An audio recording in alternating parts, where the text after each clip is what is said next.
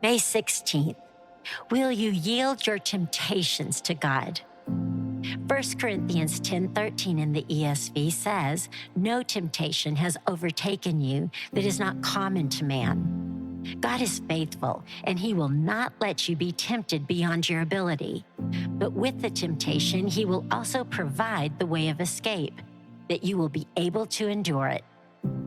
The more we focus on God and live in His truth, the less we struggle with the temptations of this world.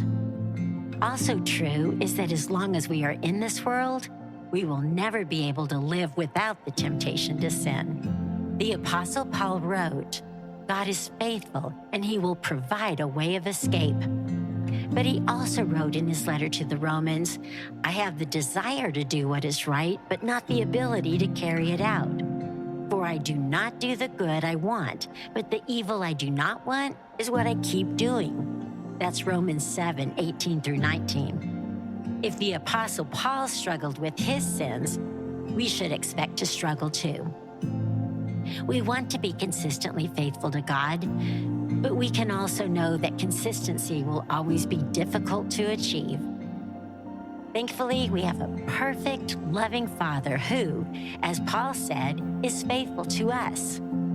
God does not allow us to be tempted beyond our ability and always provides a way for us to stand strong in the temptation and escape the sin. Paul knew that God provided him with the spiritual strength he needed, even when he didn't live with that strength as he should.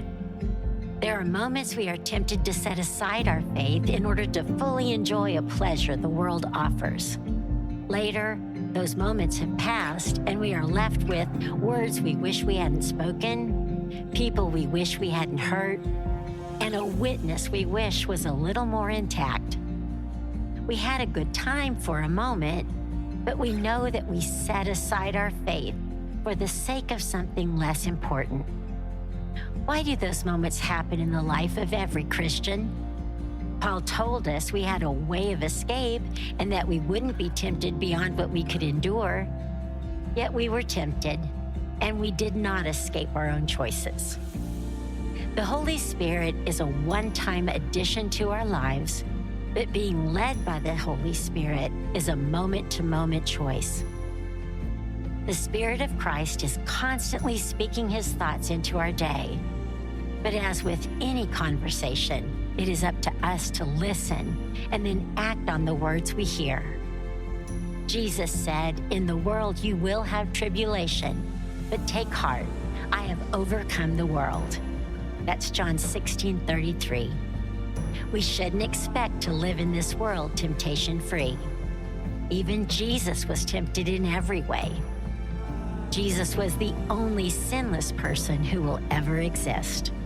Our failures are inevitable, and God redeems those times by helping us find our way out of those weaknesses and giving us the strength to endure and overcome them the next time.